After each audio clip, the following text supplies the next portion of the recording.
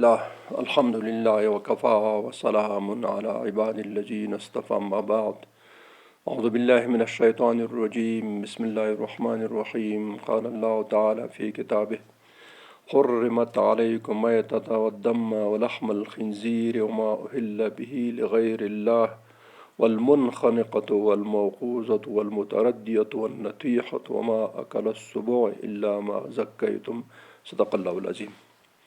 اللهم صل على محمد وعلى آل محمد كما صليت على إبراهيم وعلى آل إبراهيم إنك حميد مجيد. اللهم بارك على محمد وعلى آل محمد كما باركت على إبراهيم وعلى آل إبراهيم إنك حميد مجيد. ربي اشرح لي صدري ويسر لي أمري واحلل عقدة من لساني يفقهوا قولي. زما ګرانو لیدونکو او اوریدونکو السلام علیکم ورحمت الله وبرکاته. د اسلام او ساينس د درسونو په لړۍ کې مونږه ولس درسونه مخکې وړاندې کړل چې په هغې کې د قرآن عظیم شان مختلف آیاتونه وړاندې کړل او په هغې کې مونږ د هغې ساینسي او علمي تشریح وړاندې کړله چې قرآن عظیم شان د الله پاک کتاب دی او دا معجز کتاب دی، بلکې د هغې قرآن عظیم شان هر آیات هر لفظ د په ذات کې خپل ذات کې معجزه ده. کېدای شي دا خبره مونږ کړي چې د رسول الله صلی الله علیه وسلم څه باندې 3,000 معجزات څه باندې 3,000 صرف خپل قرآن عظیم شان چې کوم یو دی ټول کتاب معجز دی، خو په دې کې هم د 1,000 نه زیات معجزات شته. څه شیان مونږ مخکې تیر درسونو کې یاد کړو، مخکې نور درسونو کې دې شی یاد شوي چې قرآن عظیم شان کې د 1,000 نه ډېر معجزات، حتی ځینې الفاظ صرف یو لفظ یو کلمه چې مونږ ورته وایو دا یو لفظ او دا یو کلمه خپله یو غټه معجزه وي. لکه مونږ مخکې په ځینې آیاتونو کې هم دغه خبره وکړه. نو دا هر آیات خو لا څه کې چې هر کلمه چې کوم یو دا هغه په ذات خود کې معجزه ده چې څونه باس پې کې د هغې نه ډېر لوی شیان راوځي. لکه مونږ مخکې درسونو کې تقریبا دې ته اشاره کړې، هغه کوم آیاتونو چې مونږ د هغې ساینسي او علمي تجزیه او بحث وړاندې کړی، هغې کې تاسو اورېدلي، هغې کې مونږ دا خبره ښه په هغه باندې وضاحت باندې او په ښه تفصیل باندې سره وکړه چې په قرآن عظیم شان کې ځینې آیاتونه خپله معجزه ده، ځکه ټول قرآن شریف معجزه ده. ځینې الفاظ پکې صرف کلمه پکې معجزه غوندي. لکه یو آیات شریف چې د سوره انفال کې راځي 13 آیات دی، وعدوا لهم ما استطعتم من قوه. دا خپل قوت چې کوم دی من قوتن، دا خپل قوت لفظ چې کوم دی دغه خپله معجزه ده، یو لفظ بس کافي دی. خلکو هغه وخت نه شروع تر قیامته پورې به دا قوتن او قوتن په هر وخت کې تغیرات چې څه پکې راځي دا ټول په یو لفظ کې باقاعده شاملېږي. نو دغسې په قرآن عظیم شان کې ځینې الفاظ ځینې کلمات داسې استعمال شوي چې هغه به ذات خود هغه معجزه وي. نو ځکه قرآن عظیم شان ټول د 1,000 نه زیات معجزات په داخل د قرآن کې شته. خلک وایي چې قرآن شریف د رسول الله صلی الله علیه وسلم معجزه ده، دا صحیح ده، خو دا خپله قرآن شریف په مجموع کې بیا چې کوم یو دی د 1,000 نه زیات معجزات لري. نو هر آیات ته چې سړی ځي چې باس پې کوي ډېر ناشنا شیان پکې شته.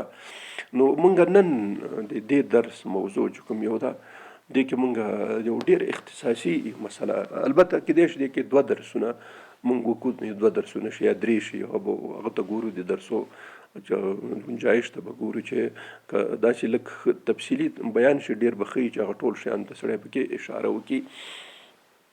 نو دلته مونږ دا کېدای شي ما ویلی کېدای شي 1 2 3 داسې درسونه راشي. نو په دې کې مونږ یو خاصه موضوع انتخاب کړې ده چې د قرآن عظیم شان اعجاز پکې ثابتېږي. هغه دا ده چې د حرامو شیانو ساینسي څېړنه او بحث لاندې راشي. دا شیان ولې الله پاک حرام کړي دي؟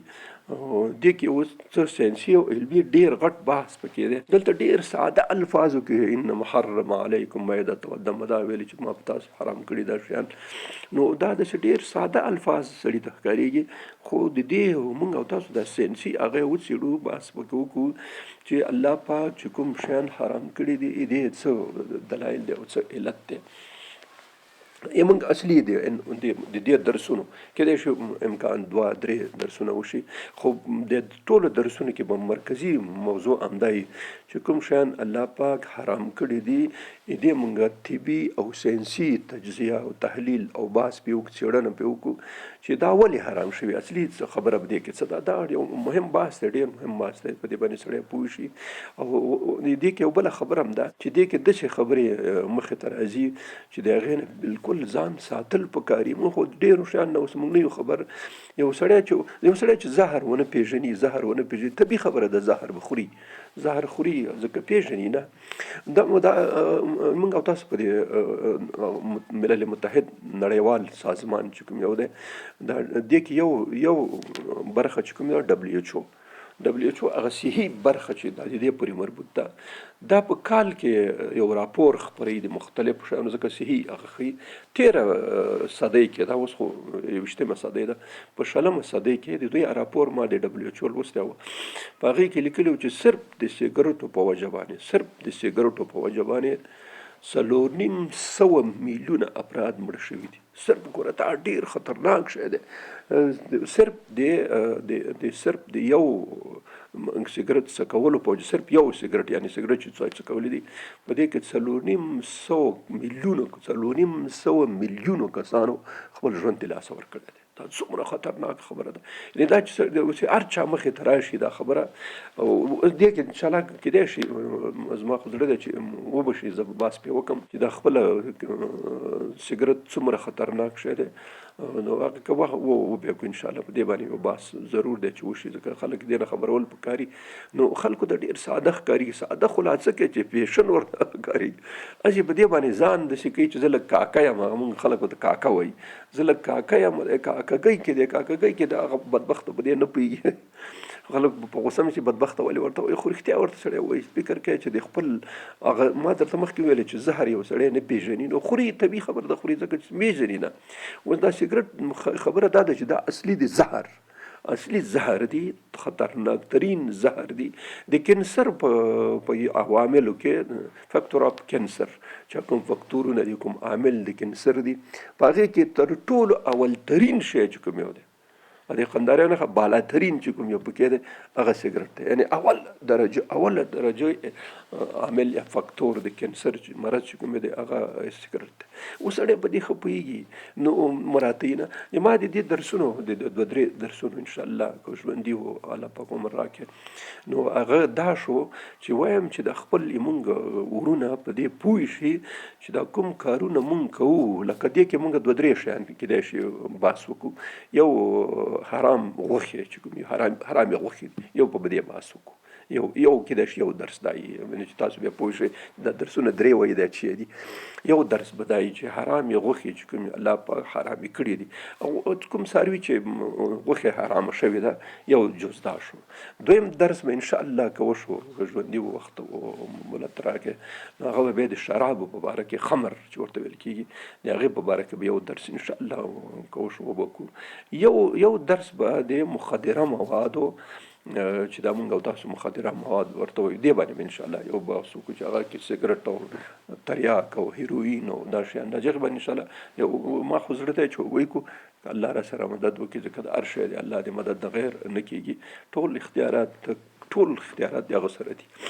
نو د دې درس شروع کوو په دې باندې چې اول درس د مونږ د دې 3 درسونو نه یا د 4 درسونو، زه نه پوهېږم چې څونه وخت به ونسي، خو کېدای شي 3 درسونه راشي. او موضوعات اول د دې درس د فعلي درس موضوع دا ده چې کومې غوښې چې حرامې شوي دي هغه ولې حرامې دي، دا مسله وي. دویم کې شراب ولې حرام شوي، دویم درس انشاءالله دا وي. دریم درس به بیا مخدره مواد په ازرارو باندې هغه باندې به انشاءالله بحث وکړو، په شرعي لحاظ څه حکم لري دا. نو نننی درس چې کوم یو اوس درس دی، دا درس د حرام غوښو په باره کې دی. یو شی چې هغه باید مخکې د دې نه چې موږ اصلي موضوع ته ننوځو، یو شی موږ باید د قرآن عظیم شان په رڼا کې باید په دې پوه شو چې قرآن عظیم شان څه داسې اصول موږ ته ښودلي چې په هغې اصولو باندې موږ ته دا خبره ده چې ځینې شیان الله پاک موږ ته فرمایلي چې اوس یو شی موږ وایو حرام او حلال دا څه خبره لري یا څه فلسفه لري. قرآن عظیم شان کې یو کلی قاعده بیان شوې ده، یو کلی قاعده بیان شوې ده. موږ د شریعت یو اصول دي، ځینې شیان یو قاعده یو اصلي، هغه اصل چې کله کېښودل شو دا لاندې شیان ټول ورکې راځي. دې ساده مثال به زه تاسو ته ورکړم. فورمول نو تاسو په کیمیا کې، په فزیک کې، په ریاضي کې فورمول لرو. دغه فورمول کې موږ یو مسله چې راغله بس فورمول کې وراچو، چې فورمول کې وراچو له هغې نتیجه بیا راوځي. دا فورمولونه د همدې دپاره وضع شوي دي چې موږ ته اسانتیا پېښه شي. که د هر یو باندې موږ تفصیل باندې غږیږو ډېر مشکلات دي، خو بس فورمول اوبه د تشي نه جوړ شي H2O دا یو فورمول شو، بس دا ثابته خبره شوه دا به H2O وي. دغسې ډېر شیان په دې ریاضي کې ځینې قوانین شته چې هغه فورمول ورته ویل کېږي. موږ کیمیا او فزیک ریاضي په ټول کې فورمول په کارېږي، ډېر ضرور شی دی. که فورمول باندې سړی پوه نه شي بیا نه پوهېږي. په شریعت کې عیناً همداسې خبره ده. په شریعت کې موږ ورته دې ته قاعده وایو، قاعده کلي، قاعده جزوي، قاعده فرعي، دا قواعد دي. او په د ساینسي علومو کې ورته فورمول وایي. دې فورمول د څه وراچه خپله راځي. اوس خبره دا ده د حرام او د حلالو په باره کې یو قاعده کلي ده. ګوره یو قاعده کلي چې دې ته ډېره توجه پکار ده، بیا سړی په دې باندې سړی په دې باندې خلاصېږي اسانه. اوله خبره دا ده په دې کې قرآن عظیم شان وایي چې یا ایها الذین آمنوا کلوا من طیبات ما رزقناکم. دا یو خبره شوه. ای مؤمنانو کوم شیان چې پاک دي، طیب دي، هغه تاسو څه وکړئ؟ کلو من طیبات، د پاکو شیانو نه خورئ. دا یو قاعده شوه. دا یو قاعده شوه. د بل آیات هم همداسې دی، یسألونک ماذا احل لهم، د تا نه پوښتنه کوي چې دوی ته کوم شیان حلال دي. قل احل لكم طیبات. نو الله پاک فرمایي چې یا رسول الله د خلکو ته ورته وایي چې احل لكم الطیبات، څومره پاک شیان چې دي دا ټول تاسو ته حلال دي. ګوره یو کې هغه کلو من طیبات ما رزقناکم، یو آیات دا شو چې تاسو هغه شیان خورئ چې پاکي موږ درته رجوع کړي، هماغه چې پاکي. دویم وایي چې تا نه پوښتنه کوي چې کوم شیان موږ ته حلال دي. کله خو سړی چې د حرامو لیست وګوري داسې یو ورخاغونده شي، نو دلته ورته وایي چې نه، ټول شیان چې څومره شیان طیب دي، پاک دي، دا ټول تاسو ته شي، دا ټول تاسو ته حلال دي، نه استفاده کولی شئ، دا خوړلی شئ، هېڅ په دې کې څه مسله نشته، دا کار کوئ. نو دا اوس یو خبره شوه، یعنی یو قاعده کلی یا یو فورمول دا دی چې څونه طیب او پاک شیان دي دا ټول تاسو ته چې احل لکم الطیبات، احل لکم الطیبات. ګوره کلي قاعده ده چې څومره طیب پاک شیان دي دا ټول تاسو ته حلال دي. دا یو کلي قاعده شوه. په دې قاعده کې چې څومره شیان پاک شیان، طیب شیان، پاکیزه شیان چې کوم دا بس حلال شو ټول. دا یو قاعده شوه.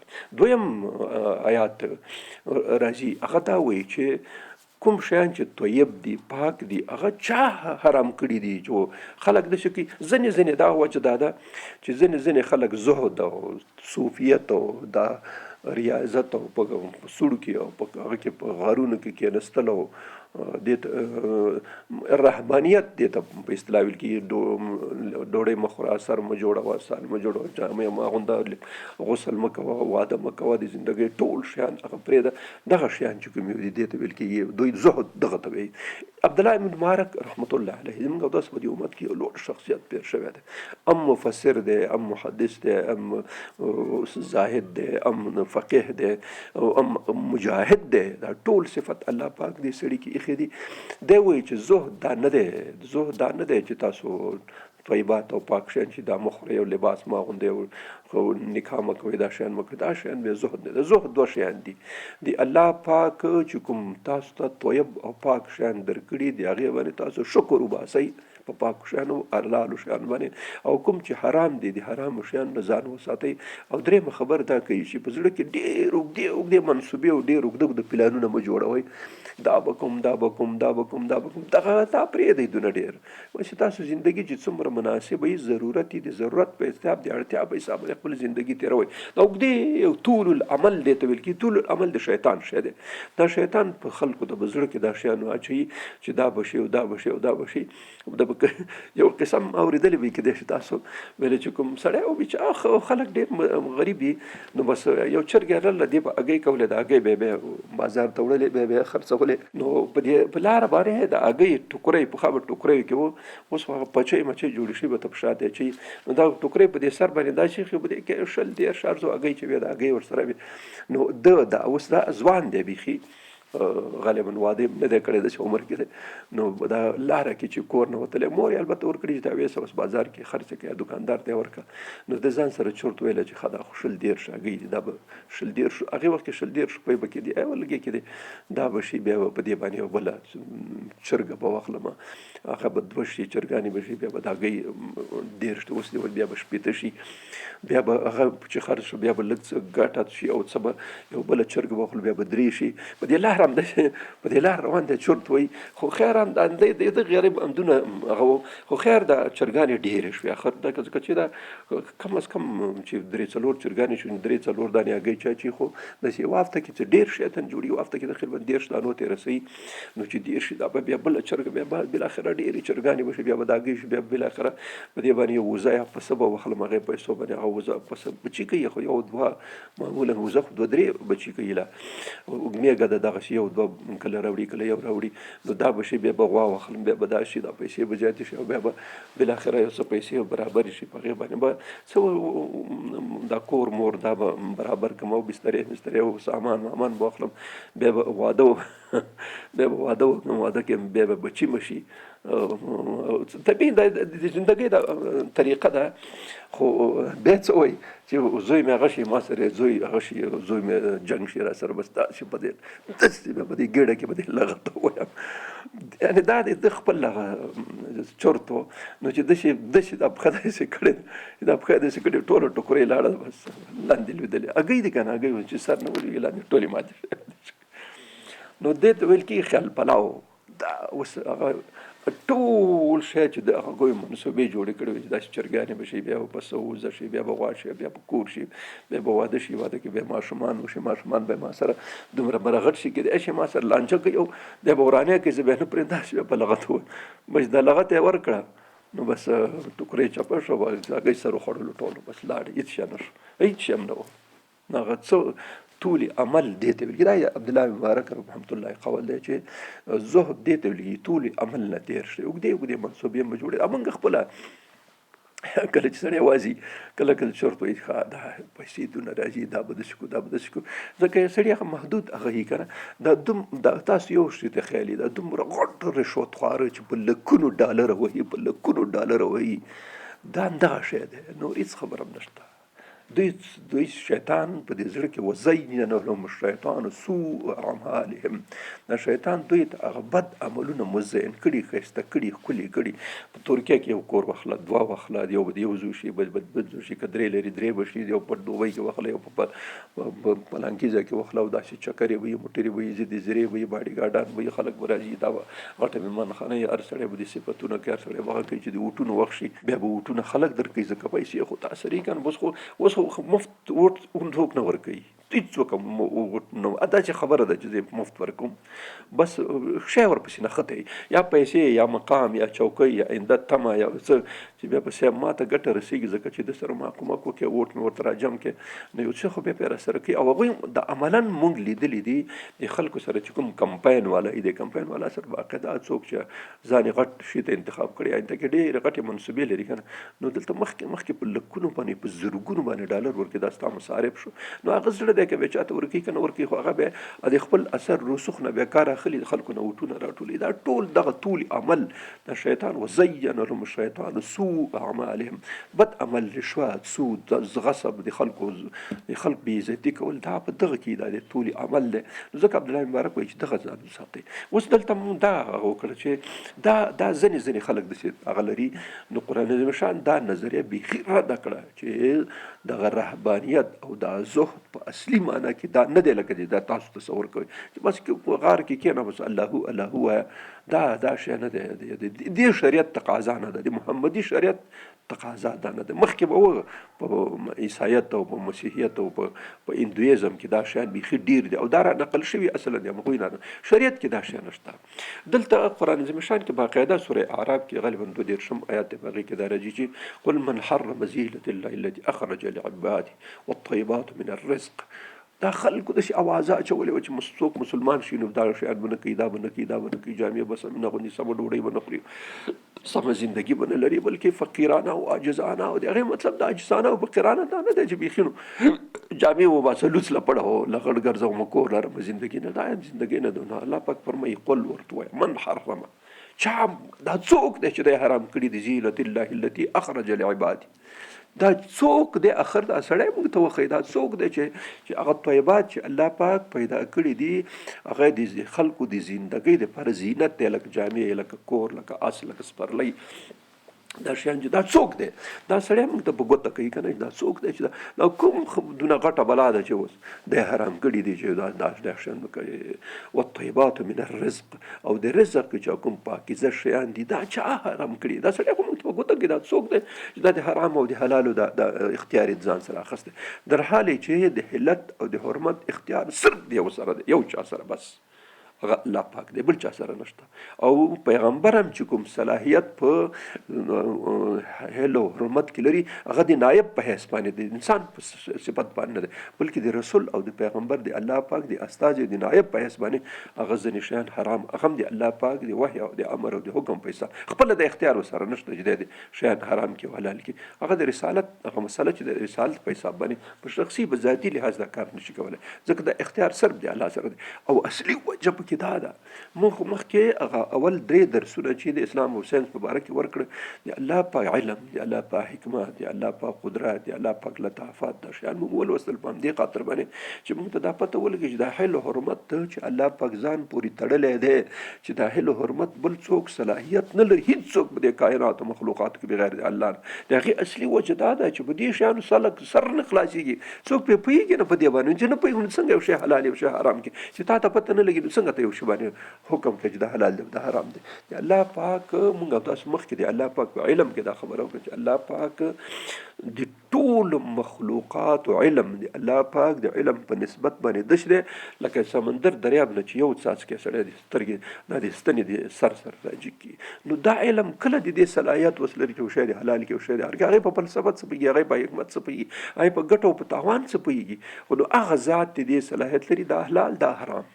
نو دلته دا شیخه شو چې دا ستاسو د رهبانیت نظریه چې کومه ده چې تاسو زهد داسې ترتیبوي چې د ټولو شیان دلته وایي چې قل من حرم زینة الله التي اخرج لعباده. ورته وایي دا څوک دی، دا څوک دی چې دا شیان حرام کړي؟ دا سړی خو په ګوته کوي که نه، اخرې وښیي دا څوک دی، نو چې بل څوک نه یي الله یي، نو که الله حرام کړي خو هغه دلیل خو وښیي که نه، په کوم کتاب کې دا خبره لیکلې ده، په کوم آسماني کتاب کې د دې وحی هغه راغلی، کوم پیغمبر دا خبره خلکو ته کړې چې دا دي.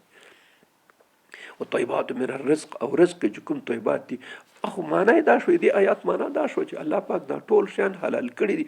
اسی د ځان اوس خبرې مه کوئ، دا باقاعده قرآن عظیم شان کې راغلي چې د مشرکان خدایان چې کوم یو دي هغوی ځینې شیان ورته حلالي او ځینې شیان ورته حراموي، بس په خپله د ځانه یو قانون جوړ کړی دی، بس هغه کوي. دا چا اختیار ورکړی دی؟ اختیار چا ورکړی دی؟ د جعلي او شلقي خدایانو ته. هغه خپله خبرې نشي کولی، هغه اورېدلی نشي کولی، دفاع نه کولی، هغوی دا کار کړی دی، خو د سره د دې خبرې وړ نه دي، د دې استعداد او صلاحیت نه لري چې خبرې نشي کولی، نو څنګه یو شی حرام کړي؟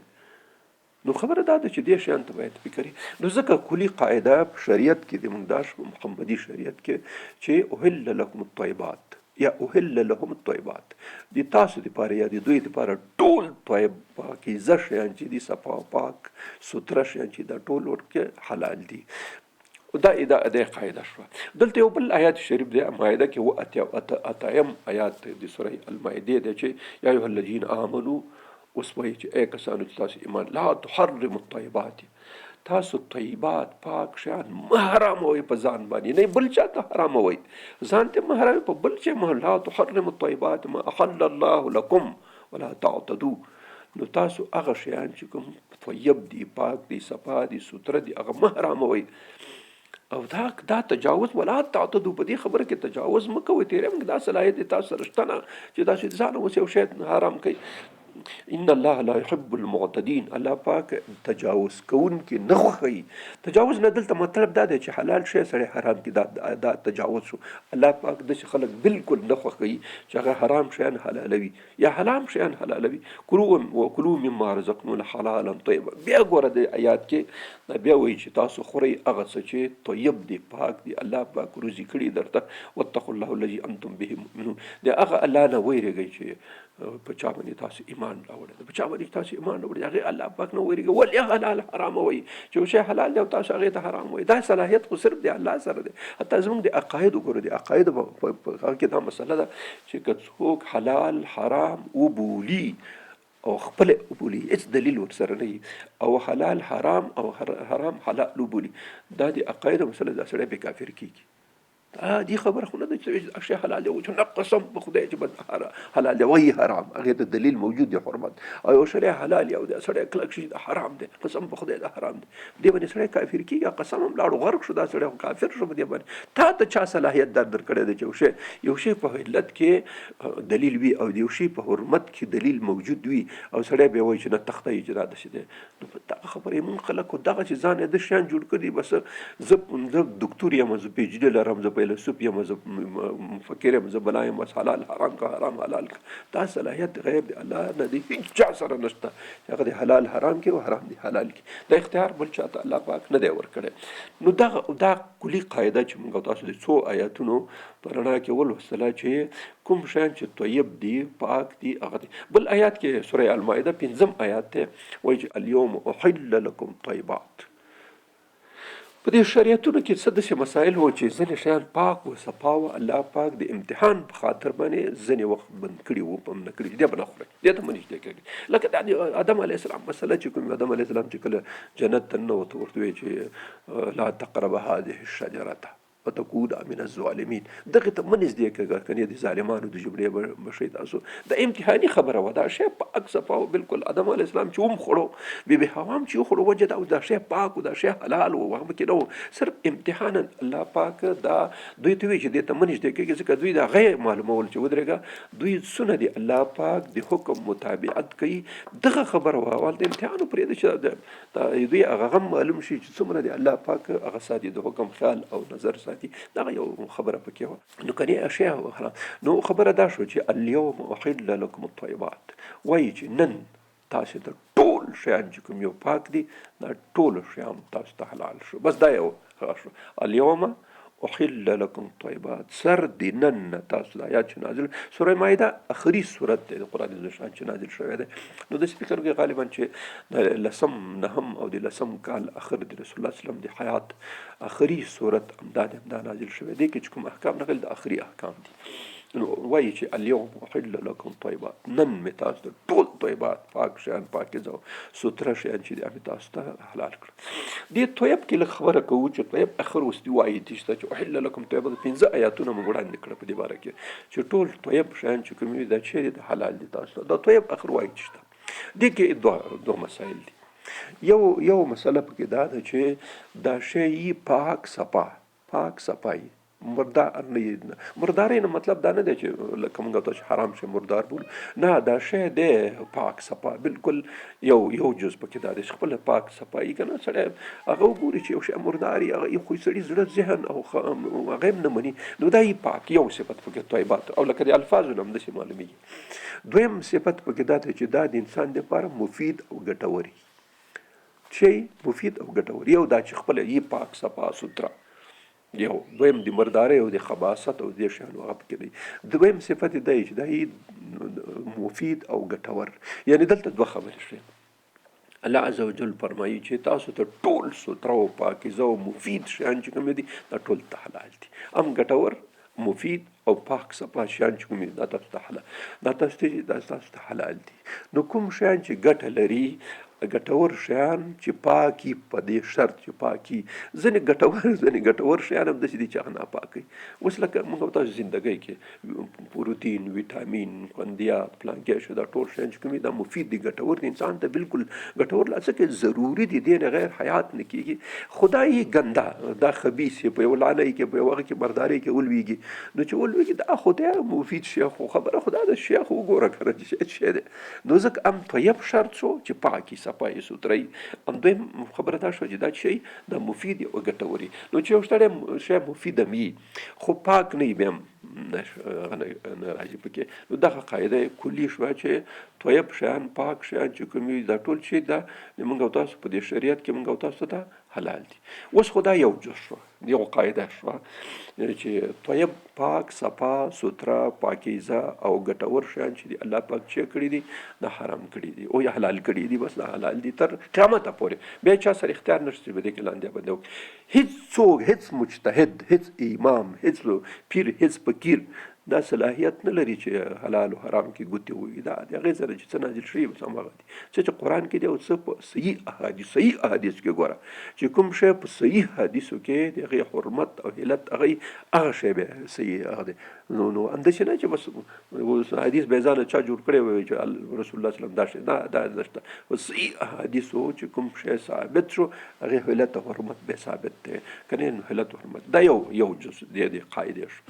دویم جز دی قاعدې دا دی چې الله پاک ځینې شیان حرام کړي دي خو دې حرمت کې یو خبره شته چې ولې دا الله پاک دا شیان حرام کړي دي ولې حرام کړي دي د حرمت هغه چې دی اصلي دلیل چې لکه مونږ ویلې اليوم احل لكم الطيبات نن تاسو لپاره ټول طیب شیان چې شو دا پاک شو درته دا خوې دلته دا عینا قاعده په حرامو کې هم هغه شی ويحرم عليهم الخبائث د رسول الله صلی الله علیه وسلم په باره کې وایي چې رسول الله صلی الله علیه وسلم چې څو اتلس وظیفې اتلس وظائف د رسول الله صلی الله علیه وسلم په قرآن عظیم شان کې یاد شوي دي. موږ د سیرت په سلسله کې چې کوم درسونه وړاندې کړي وو هغې کې د رسول الله صلی الله علیه وسلم وظایف موږ بیان کړي وو غالبا دریم درس و چې د رسول الله صلی الله علیه وسلم د سیرت په درسونو کې دریم درس چې کوم یو هغه موږ په دې کړی وو چې د رسول الله صلی الله علیه وسلم وظایف څه دي څه وظیفې او دندې لري نو د قرآن عظیم شان اتلس وظایف وړاندې کړي په جزئیاتو کې په کلیاتو کې به دا جمع کړي دي. یو آیات کې چې سوره اعراف 150 آیات 150 آیات سوره اعراف دی په هغې کې 4-5 وظیفې د رسول الله صلی الله علیه وسلم په یو آیات کې راغلي په سوره ال عمران کې په سوره بقره کې او په سوره جمعه کې د رسول الله صلی الله علیه وسلم 4 وظایف په یو آیات کې راغلي. نو کله چې مجموعي راواخلې نو بیا وظیفې واته راځي خو کله چې یو جز جدا کې به ډیر راځي لکه د آیات کې 150 د اعراف کې دی یامرهم بالمعروف وینهاهم عن المنکر خلق د نیکی باندې ورته امر کوي او د بدۍ نه منع کوي. دا اصل امر بالمعروف نهي عن المنکر دا اصله دوه دا وظیفې دا په یو آیات کې دواړه دي. بیا څه وایي دلته دایمنګ د درس مضبوطه ويحل لهم الطيبات او دا رسول صلی الله علیه وسلم یو وظیفه دا ده ويحل لهم الطيبات چې طیبات شیان هغوی ته چې کې پاک ورته دا پاک دي بس ويحل او حلال وګرځي هغه شیان چې کوم یو طیبات یعنی پاک شیان او طیبات چې دي دا حلال هلته خپله الله پاک ورته خپله فرمایي اليوم احل لكم الطيبات.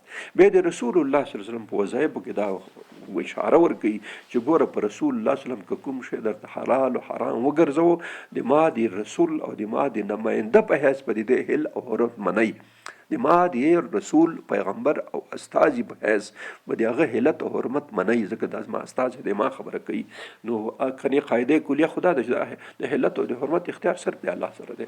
نائب من حیث نائب من حیث پیغمبر من حیث استازی د اختیار رسول الله صلی الله علیه وسلم سره شته هغه هم د الله پاک د وحی په حساب باندې خو کلی قاعدې تر هغه به نشي مد نظر بنسي چې احل لهم الطيبات نو کوم پاک شیان چې دي هغه پاکي سي. دلته یو د دې ځنې یو ضمني خبره پټه راوځي هغه دا چې خدای نه اخسته پیغمبر په داسې شي باندې امر وکړي چې هغه طیب نه وي ناپاک شي او وایي چې دا حرام دي دا خبره به نه مني دا غلطه ده دا اصلا غلطه ده د پیغمبر د خولې نه داسې خبره کلم نه وځي چې هغه د الله پاک د کلي قواعدو خلاف خبرې دا د موږ تاسو یو خبر ساتئ رسول الله صلی الله علیه وسلم نه څومره احادیث دي که چېرته دا د اسلام د کلي اصولو سره مخالف شو دا سره حدیث نه دی دا د دې غلط حدیث د پیژندلو یو قاعده دا ده چې کوم موضوع حدیث دی، کوم غلط حدیث دی، هغه یو قاعده ده چې د اسلام د کلي اصولو سره کوم مخالف چې مخالف شو، بس حتی د رسول الله صلی الله علیه وسلم سره په صحیح حدیث دا خبره ثابته ده.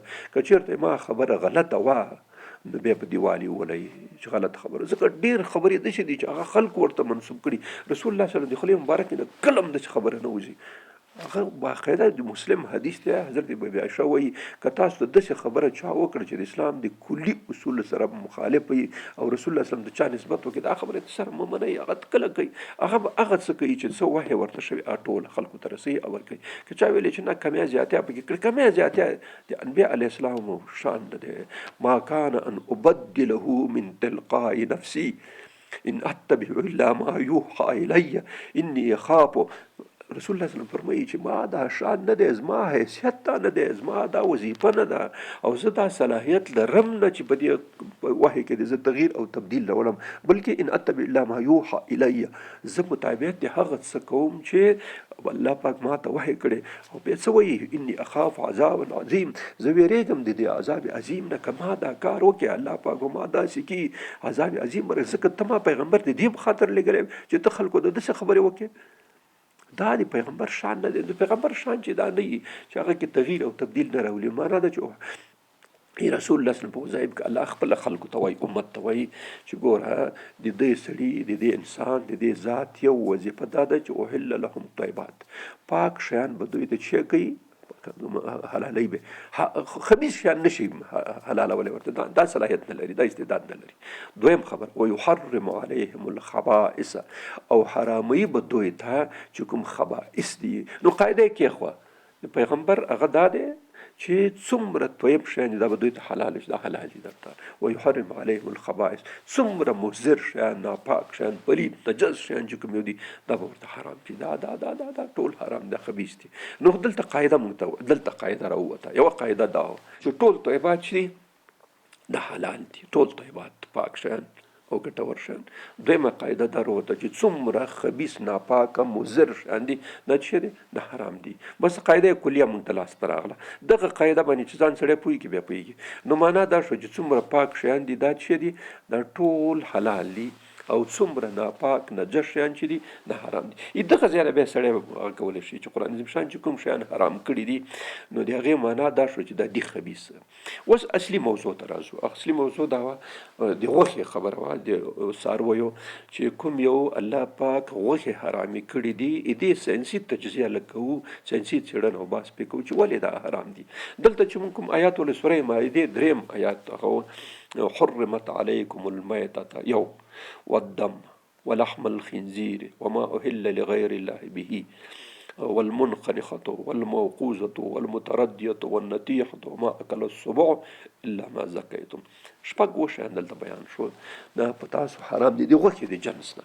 اوله خبره دا ده چې حرمت علیکم المیتة، مړه چې یو کوم څاروی خپله مړ شي، چې خپله مړ شي، یو دا دې ته ویل کېږي میته، خپله مړ شوی یو شوی، خپله مړ شوی یو. دویم ودم، دویم شی دم، وینه، هغه وینه چې دم مصفوحه چې کله حیوان عللیږي وینه چې ترنه روانه شي، دغه وینه چې ده د حرامه ده. دا دویم خبره. اول چې شو یو حیوان خپله مړ شو، څاروی مړ شو، دا حرام دی. دویم وینه مصفوحه چې د ذبح په وخت کې، د حلالې په وخت کې دی نه وځي، دا دویم شو. دریم ولحم الخنزیر، او د خنزیر غوښه چې کوم یو د دا چې دی حرام دی. څلورم شی دا دی وما احل لغیر الله، چې هغې باندې د الله د نامه نه غیر د بل چا نوم اخیستل شوی، دا معنوي صفت دی، دا حرام دی. او بل هغه دی چې څلورم پنځم کې دا راځي چې په مختلف اشکالو باندې حیوان مردار شي، یا هغه نه راولوېږي څاکې یا کندې، یا د غره نه راپرېوځي، یا بل حیوان یې ووایي او چپی کې او هغې کې دا ټول، یا زندهی څوک ورځي غاړه کلکه کې، دا ټول چې دي دا په مجموع کې درې څلور حیوانات چې منخنقة و موقوذة و متردیة و نطیحة. او شپږم خبره ما اکل السبع، چې کله زناور اخوري، زناور هغه ځنګلي ځناور سپی او ګیدړ او زمری او پړانګ او دا شیان وخوري دا هغه دي الا ما زکیتم. خو هغه څاروی چې هغه وداړي خو بیا تاسو ورسېږي هغه حلال کوي وینه مسفوته نه لاړه شي. نو په دې صورت کې بیا تاسو ته څه دی بیا جایز دی. نو دلته شپږ شیان شو، شپږ شیان او د شپږو شیانو خوراک هغه شو. یو دا چې خپله یو څاروی مړ شي خپله، یو دویم وینه چې کوم یو د حلالې په وخت کې ته خپله ذاتا وینه چې کومه ځي دغه وینه حرامه ده. لحم الخنزیر دی د خنزیر غوښه ده. بیا ورپسې څه وایي بیا هغه وایي چې د الله د نامونه غیر د بل چا نوم پرې ور واخیستلی شي او بل هغه چې په مختلفو طریقو باندې چې شي مړه شي، مرۍ وتړل شي، د غره نه راولول شي، بل یو وایي دا، او بل هغه دی چې هغه ځناور چې کوم یو ځنګلي ځناور دي داړونکي هغه یې وخوري. خو که تاسو حلاله کړه ورسېدی چې هغه منډه پرې کړې او څملولې او ته ورسېدی ته خلاص دی که او حلال دی که نو دا بیا جایز دی. دغه شپږ شیان شو. اوس د شپږو شیانو ته راځو. دا اوس موږ لږ وایو چې ولې دا شپږ شیان دغه شوي دي حرام شوي دي. اصلي علت چې دی د ساینس په لحاظ باندې یا د طب په لحاظ باندې دی کې څه مسله ده. بل آیات شریف کې هم د انما حرم علیکم میتة والدم ولحم الخنزیر دې کې بیا درې سوره بقره یو سلو درې آیات دی. په دې کې درې شیان دي چې علیکم میتة لکه مخکې مو شوله ولحم الخنزیر دا درې شیان مخکې هغې آیات کې هم دا تکراري لکه تایید دی یو آیات بل آیات کې شوی دی چې دا کوم شیان چې تاسو وایي دغه په دې کې دا خبرې دي. نو موږ او تاسو چې کوم شیان ولوستل هغه اوس یو تجزیه کوو په دې باندې یو بحث کوو. اوله خبره دا ده چې یو میته حرمت علیکم المیتة په تاسو حرامه ګرځولې شوې ده میته چې خپله مړ شي. ولې حرامه ده؟ ولې حرامه ده؟ اصلي خبره پکې دا ده. دې کې اصلي مسله دا ده چې کوم څاروی کوم حیوان چې خپله مړ شي نو دې کې څه علتونه وي.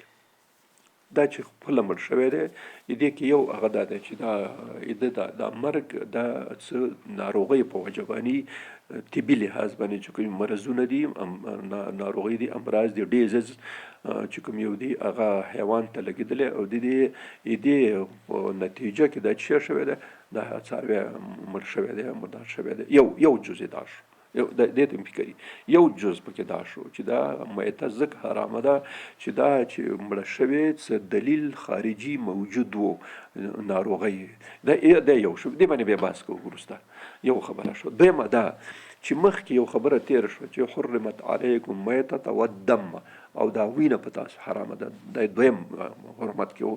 نو کوم حیوان څاروی چې مړ شي خپله نو دا وینه پکې پاتې شوه که نه کومه وینه چې موږ ویلې چې دا حرامه ده هغه باید وایستلی شي د ذبح په وخت کې چې حلالي دا وینه باید ته نه وځي. نو دا وینه چې په څاروي کې پاتې شوه په داخل د څاروي کې خو دا خپله حرامه شو. نو چې حرام په دې کې شو دا ټول بدن کې ګډه شوه نو چې هغه حرامه ده دا شی د ځان سره خپله حرام ګرځوي. اوس ډوډۍ ده بالکل ډوډۍ پاک شی دی خو که ته وینه راوخلې په دې ډوډۍ کې واچوې نو خو ډوډۍ خو پاکه وه خو د وینې په وجه باندې دا حرامه شوه. نو دا میته یا خپله مړه شوې دوه دلایل موږ ویلې دوه جز. یو جز دا چې دا په څه علت باندې مړه شوې چې کیدای شي ناروغۍ مریضي او دا شیانې. دویمه خبره دا ده چې دا خپله وینه پکې ده دا وینه چې حرامه ده په دویم جز کې موږ ته اول شه میته دویم شه دم دی حرام دی د مسبوعه چې کوم بهیږي هغه وینه. نو دا وینه پکې پاتې شوه چې پاتې شوه دا شی خپله د دې په وجه باندې هغه خپل هغه هم چې کړو په هغه کړلو مړی کړو یعنې هغه حرمت دې نه ثابت شو. دا یو جز شوله. اوس خبره دا ده چې د حیوان کې د حیواناتو امراض دوه خبرې پیدا کېدي. یو دا ده چې د حیواناتو ځینې امراض داسې دي چې هغه انسانانو ته نه نقلیږي نو هغه څه خبره نشته. خو ډیر امراض داسې دي وروسته انشاءالله د خنزیر په غوښه کې دا به لږ باقاعده راشي. ډیر امراض داسې دي چې د حیواناتو نه او هغه ته نقلیږي انسانانو ته نقلیږي. که تاسو لږ دقیق اورېدلي کله کله ډیر شیان موږ راوړو د ځینې مملکتونو کې په ځینې ملک باندې پابندي چې بس پس دې نه به تا نه موږ غوښه نه اخلو. د یو مریضي ده د لیوني غویي د مریض په نوم یادېږي لیوني غویي مریض. په دې اروپایي مملکتونو کې معمولا یو مملکت هر شی نه لري لکه اوس هالند او ناروې او سویډن دا منطقې چې دا د غوښې تقریبا زیات صادروونکي همدا د نورو مملکتو ته ورکوي. خو کله کله د غویي په غوښه کې غویي سنډه میخ او غوا او غویه دا ټولو کې یو قسم مرض پیدا کېږي دې ته ویل کېږي د لیوني غویي مرض. لیوني غوي مرض. دغه مرض چې کوم د انسانانو ته نقلیږي. اوس نور امراض دي هغې پروا نشته، خو دا مرض نقلیږي. چې کله نقلیږي نو دلته اوس خبر همدغه ده، که دا مرض والا هغوی ښیي نو بیا خو انسان ته نقلیږي، انسان ځان سره لیونی کوي.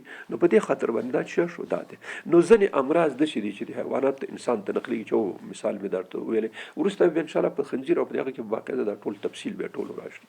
نو د حیواناتو ځینې امراض انسانانو ته نقلیږي. نو کوم یو حیوان چې په خپل سر باندې خپل مړ شو، نو دا معنا پکې ده چې دا مریض شوی دی او بالاخره د مریضۍ په نتیجه کې، ناروغۍ په نتیجه کې، د میکروبونو په نتیجه کې دا حیوان مړ شو. نو یو دلیل دا شو. نو امراض نقلیږي. دویمه خبره پکې بنیادي خبره چې موږ کړه دا و چې دا کې خو وینه ده، دا وینه چې کوم یو دا خپله حرامه ده. چې وینه حرامه شو خو بس خبره دا د ځان سره دا شی حرام کړي. دا یو جور شول. یو موږ تاسو ویل چې حرمت علیکم المیتة، یو دویم والدم، او دا خپله وینه چې کوم یو دا حرامه ده. دا وینه اوس څه ګناه کړې چې دا حرامه ده. دې کې اصلي خبره دا کوو چې دا وینه ولې حرام، ولې دا وینه ولې حرامه ده، څه اوس ګناه کړې ده، غلطي کړې ده، اوس حرامه. اوله خبره دا ده چې وینه چې کوم یو دا وینه د میکروبونو دپاره تر ټولو بهترین محیط چې کوم یو د بهترین محیط د میکروبونو دپاره هغه وینه ده. یعنې وینې کې تاسو خیالي موږ تاسو ویل چې موږ تاسو ټول غذایي سیستم د وینې پایسته ټول بدن ته رسېږي. نو په دې کې غذا هر څه پوره شته، هر څه پوره شته. دې کې ویټامین شته، دې کې مالګې شته، منرالونه پکې شته، پروتین پکې شته، کاربوهایدریت پکې شته، شحمیات پکې شته، او چې څه بلا دی او چې ټول شیان پکې شته د کوم چې د ضرورت شیان دي. اوس نو میکروبونه چې کوم یو دي، میکروبونو دپاره بهترین محیط چې کوم یو دی هغه چې ده هغه وینه ده.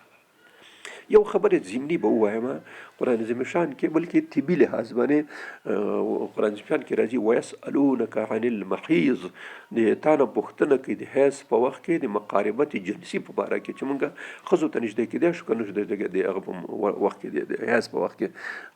نو قرآن عظیم شان څه وایي؟ قل هو اذن، ورته وایي چې دا ضرر دی. داسې نه دی ورته ویل چې ګناه ده. دلته اصلي خبره دا دلته خلک پوهوي قل هو اذن، دا ضرر دی، دا تاسو ته تاوان دی. نو څه قل هو اذن، نو دا ضرر دی. تاسو کوئ لا تقربوهن حتی یطهرن، تر هغه مه ورته نږدې کېږئ تر څو چې دا وینه ودرېدل نه وي، پاکه شوې نه وي.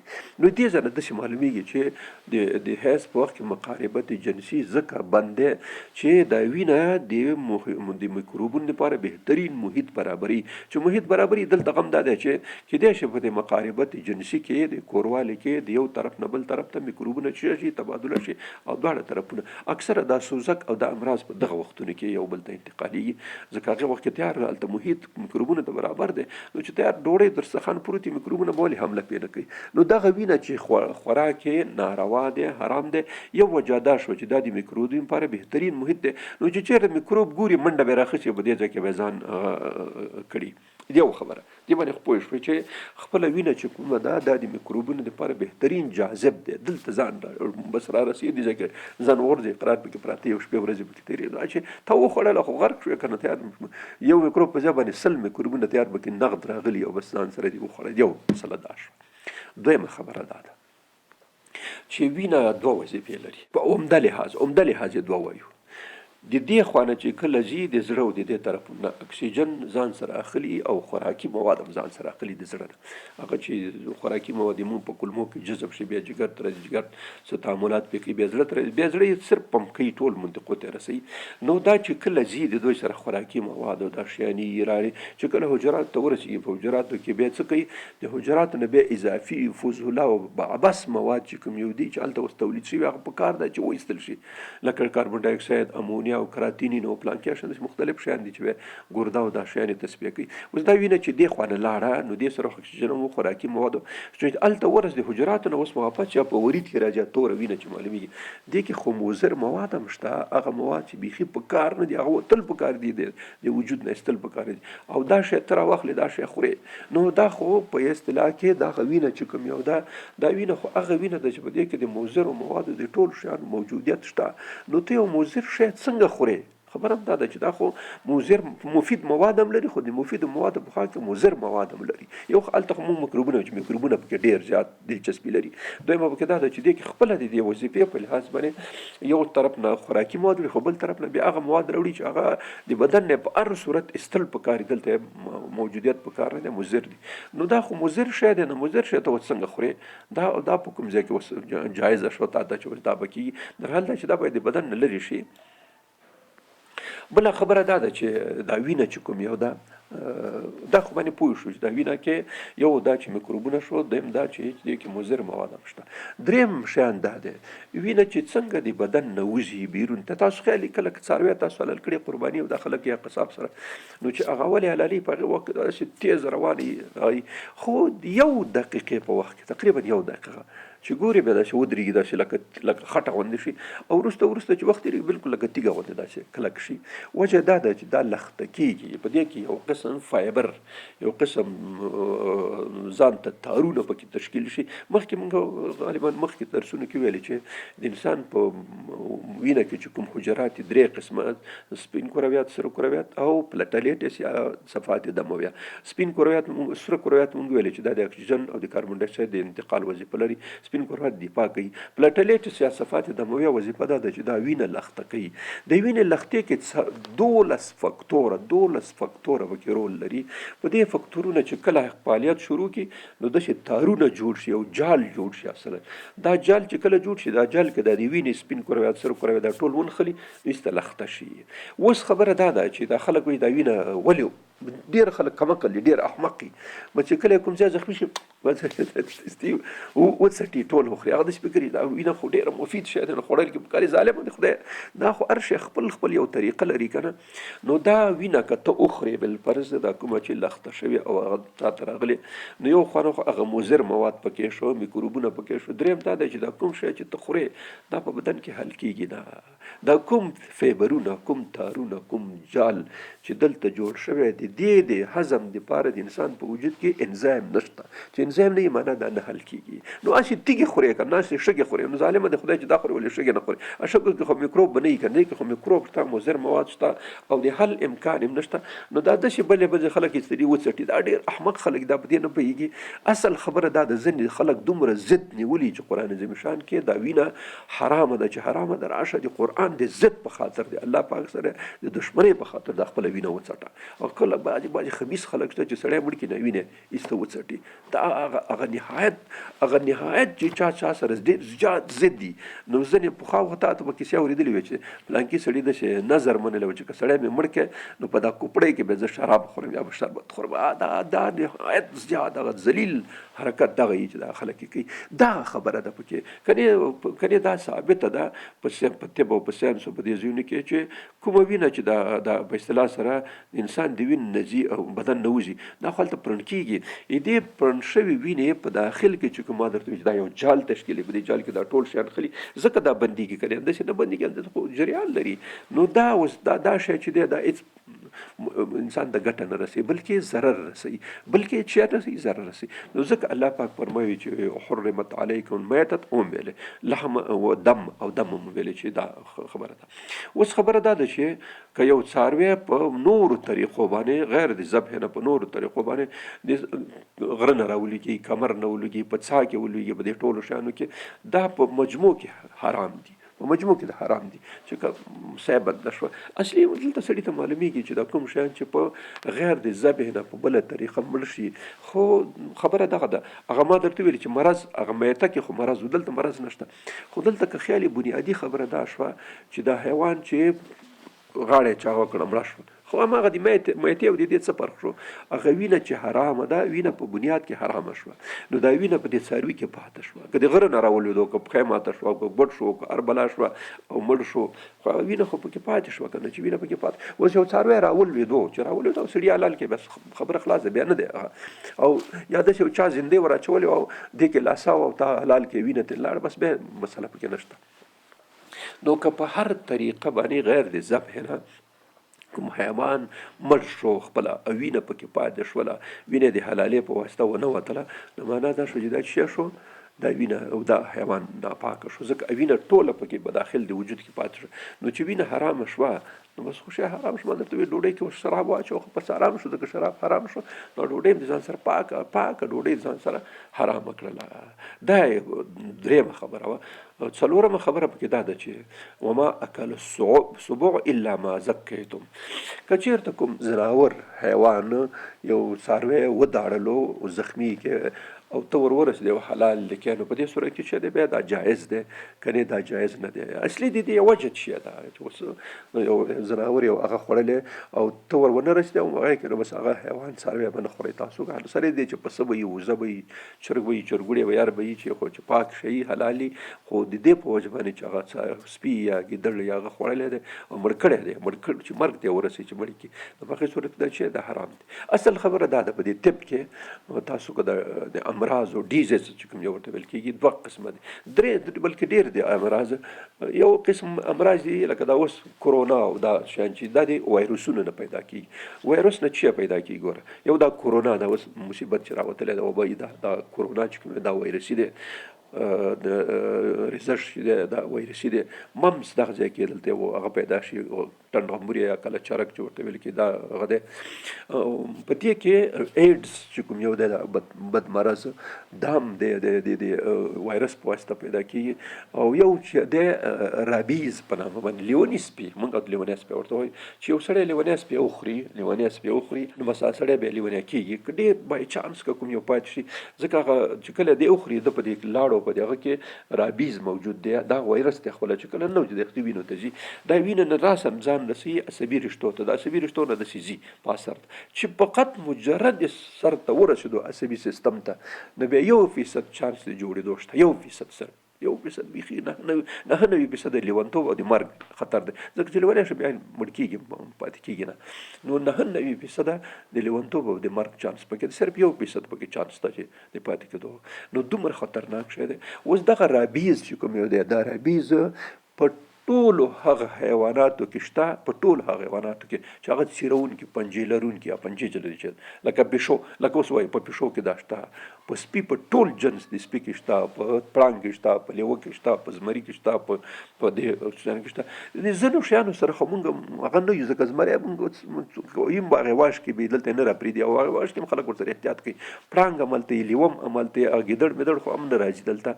نو که راځي یو شی چرګه مرغه وتښتوي راشي، نو خبره دا ده چې هغوی سره موږ ډېر کار نشته. په دې خاطر باندې ځینې شیان باندې هغوی ته موږ ډېر توجه هم نه کوو، پوهېږو پرې نه، ضرور هم نه وي.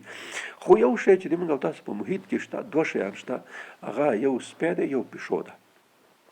دا سپی او پیشو چې کوم یو ده دا رابیز لري، د کې رابیز شته دی. نو ځکه دلته چې دا که تاسو خیالي بخاري شریف حدیث دی غالبا چې یو سړی یو سپی راشي په کوم لوښي یا کوم شي کې خوله ووایي، ژبه ووایي پکې، نو تاسو هغه اووه ځلې ومینځئ، اووه ځلو کې اووم ځلې، شپږ ځلې په اوبو ومینځئ، اووه ځلې بیا څه وکړئ، اووه ځلې بیا په خاورو ومینځئ. خاورې نه مطلب هلته انټيسېپټیک شیان دي، په صابون شامپو په دې شیان باندې ومینځئ چې هغه هغې لاړ شي. وجه دا ده چې دغه رابیز چې کوم یو دی دا اوس که تاسو خیالي دا کورونا چې پیدا شوې ده، د ټولو ټلیفونونو کې او ټلویزیونونو کې د ټولو شیانو کې اعلان کوي چې تاسو لاسونه په صابون او په شامپو باندې بار وینځئ، ځکه دا هغه چې کوم یو دی دا میکروبونه یو خاصیت لري چې د صابون او د شامپو د دې شیانو مقابل کې نشي ټینګېدلی، هغه مینځي، ځکه هغه خپله ژوندی شی نه دی، دغه خپله د حیات یعنې ژوند پکې شته، خو داسې نه دی لکه د نورو شیانو په شان ژوندی شی نه دی، نه سترګې لري، نه غوږونه لري، نه زړه لري، نه هغه لري، یو شی دی د ډي ان اے یا د ار ان اے نه جوړ شوی. دا موسي دا رابیز پکې، چې رابیز پکې دی، نو مطلب دا شو چې دا څه شو، دا خطرناک شو. نو دې نه یو خطرناک مرض پیدا کړي، ما درته وایي چې دا 1% په دې کې هغه دی چانس د دې شته چې دا ژوندی پاتې شي. اوس راځو دا څو شیان مې ویلې، حرمت علیکم میتة یو والدم ولحم الخنزیر، اوس وایي هغه لږ وروسته کې چې دا لږ غټه مسله ده. او دریم چې کوم یو څاروي بغیر د ذبح نه مړ شي، دا او هغه چې زناور چیرونکي حیوانات وخوري، ځکه هغې کې د رابیز احتمال شته، د رابیز احتمال چې شته. ما ته یو کتاب کې ما ترجمه کوله، د طب کتاب دی، طبي کتاب و، په هغې کې یو ډاکټر لیکلی و، خالد غزنوي په نامه باندې، خالد غزنوي کتاب لیکلی، اسلام ساینس، جدید ساینس، اسلام او جدید ساینس په نامه باندې، یو هغه 15 شپږ جلده و، ما یې څه برخه ترجمه کړې وه څه. نو هغې کې ما یو قصه وکتله، هغې کې یې لیکلي وو چې په یو ځای کې یو ښار کې یو ډاکټر و، خپله ډاکټر و. د ډاکټر سپی ساتلی پاپي، په دا بیرون مملکتونو کې دا ډېر ساتل کېږي، پاپي ساتلی و. نو یو وخت راغی چې بس د زوی دوه ماشومان یې لرل دی او د کور کې پاپي سپی لرله، وړکیا سپی ساتلی و، د هغه لوبو دپاره د هغه د ساتېرۍ دپاره. بس دا یو ماشوم مړ شو. چې یو ماشوم مړ شو دا خپله ډاکټر معاینې وکړې، پته ونه لګېده چې کله وینه معاینه کړه چې وروسته ګوري چې رابیز پکې ده. دا څه بدبختي شوله. دا ماشوم خو بیچاره ډاکټر و، بس زوی مړ شو. یو څه وخت چې کتل ماشومان هلکان واړه یو وخت بعد وروسته بیا دا بل مریض شو. چې دا بل مریض شو چې دستي هلته هغه ته ورسولو چې کله یې معاینه کړه چې ګوري چې په دې ماشوم کې رابیز دی. لکه دواړه لوبې کولې، ماشومان خو به د سپي او د پیشو سره به ډېر ساعت تېري لوبې ورسره کوي. نو دوه زامن د دې ډاکټر دواړه، دا بل هم چې مړ شو، هغه هم پسې مړ شو. نو رابیز پکې و. سره د دې چې دا پاپي سپی چې په دې کور کې د ساتلی و هېڅ قسم علایم نه و، هېڅ قسم علایم تر اخره پورې به دې ښکاره نه شو چې دی د لیونی، بلکې روغ جوړ و. د دې پنجه لرونکي حیواناتو په لاړو کې په دې هغه کې دا شی شته او هېڅ اثر کله نه ښیي، کله اثر ښیي چې سپی لیونی نو هر سړی ته نه ځان ساتي، خو دې ژوندي نه به څنګه وساتي. نو ځکه وما اکل السبع چې کوم شیان ځناور خوري هغه به تاسو نه خورئ. دا مسایل خبره شو. اوس راځو خپله خنزیر ته، چې دا خنزیر چې کوم یو دی دې کې وجه څه ده چې اوس دا خنزیر هغه دی حرام دی. یو خو دا دی چې باقاعده د قرآن عظیم شان په آیاتونو باندې ثابت شي انما حرم علیکم المیتة والدم ولحم الخنزیر. یو آیات کې نه، متعددو آیاتونو کې دا خبر راغلی چې د خنزیر غوښه چې دا څه ده حرام ده. یو آیات کې نه بلکې ډېرو آیاتونو کې راغلی چې خنزیر غوښه چې ده دا حرامه شو. نو حرامه ده مطلب د حرمت دغه دی، یعنې تقریبا ډېر آیاتونه غالبا د لسونه ډېر آیاتونه په دې باره کې راغلي چې د خنزیر غوښه چې دا چې ده حرامه ده. نو حرمت یې بالکل ثابت دی، داسې نه دی چې هغه دی. په حدیثو کې، په صحیح احادیثو کې د خنزیر د غوښې حرمت راغلی دی. د موږ د فقه په کتابونو کې راغلی، بخاري شریف کې کتاب البیوع کې راغلی دی. وایي چې رسول الله صلی الله علیه وسلم د فتح مکې په باره کې د بخاري شریف حدیث دی چې کله رسول الله صلی الله علیه وسلم مکه فتح کړه نو 3 اعلان یې وکړه. یو اعلان دا چې سر د نن نه د خنزیر غوښه حرامه. یو دویمه خبره دا وکړه چې سود معاملات حرام هغه دي او بوتان به څوک نه خرڅوي نه بیا خلي. بس دا د بوتانو مسله چې دا ټوله هغه کړل. دلته وایي چې رسول الله صلی الله علیه وسلم حرم بیع الخمر والمیتة والخنزیر والاصنام. د مردارې غوښې حرام، خنزیر غوښه او اصنام او خمر. بس دا د فتح مکې نه بعد دا رسول الله صلی الله علیه وسلم حدیث هم د بخاري شریف او د مسلم د متفق علیه حدیث دی. امام ابو داود هم دا را نقل کړی دی. نو دا اوس واضحه شوه جابر بن عبدالله د دې حدیث راوي دی. نو دا اوس ثابته شوه چې د رسول الله صلی الله علیه وسلم په حدیثو کې دا شی هغه شو چې بس خنزیر غوښه چې ده په قرآن او په حدیث په دواړو باندې ثابته ده چې دا چې ده دا حرام دی. نو اوس راځو اصلي یو مسلې ته.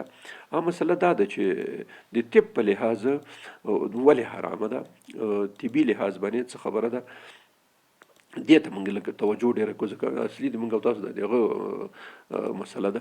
یو خبره دا ده چې د طب د هغه نه مخکې به لږ یو بلې مسلې ته اشاره وکړو. د خنزیر غوښه د اخلاقي نقطه نظره هم حرامه ده. په اخلاقي نقطه نظر هغې کې یو خبره ده. هغه خبره دا ده چې ساده الفاظو کې به وایي د موږ محلي الفاظ چې کوم یو دی د خنزیر چې کوم دا ډېر دوس دی. ما خپل په خپل سترګو لیدلی، ګران داسې نه ده چې بل چا خبرې، ما په خپل سترګو لیدلی چې اوس قصه درته وکړم. یو نر خنزیر، یو ښځه خنزیر، یو د دې ښځې خنزیر چې کوم و د دې خپل بچی و غټ وړکیان و غټ بچی و. نو دا خبره خو ما په کتابونو کې اورېدلې وه، لیکلې وه چې دا ډېر دوس شی دی. دا مې چې کله ولیده عملاً دا شی ماته ثابت شو ځکه په اروپا په دې مملکتونو کې دا شیان آزاد دي. نو بیا د بیتي مافي دا نر خنزیر په دې هغه باندې پښې واچولې په دې ښځې باندې. نو په دې وخت کې دا بچی اوس دې ته زه متوجه ډېر یم ځکه دا خبره ما اورېدله چې دا څنګه د دوسي د کوم ځای نه ثابتېږي. نو بس دا بچی راغی قرار د مور د خپل سر یې راوخت، د مور په دې سر باندې داسې کېښود بس چې هغه کولی لکه داسې مانا لکه سړی شابسي ورکوي، شابس ځان تکړه دا شی ما په خپلو سترګو خپله ولیدلو چې دا شی واقع شوی دی. نو یو مسله پکې دا شو، دا ډېر دوش شی دی د دې زنا او د دې شیانو ډېر هغه دی. دویمه مسله دا ده چې دا د جما یا د هغه مسله چې کوم یو ده یو ځای کېدو دې کې دا ډېر زیات هغه لري، یعنې تقریبا داسې فکر وکړه چې شپه ورځ هم دا کار دی بس خلاص. نو دا دویمه مسله ده چې په اخلاقي لحاظ باندې دا ډېر زیات بد اخلاقه شی دی.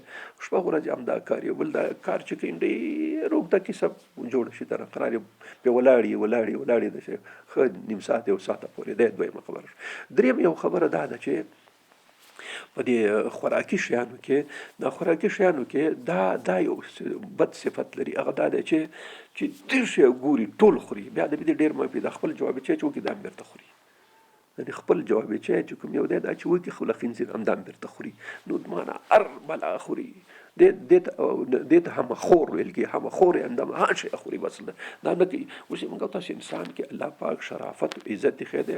مخکې دا خبره وشوه چې احل لکم الطیبات چې کوم شیان طیب دي، پاک دي، صفا دي، پاکیزه دي، اشیاء نخورئ او خبیث مردار شیان، نجس شیان، مضر شیان مه خورئ.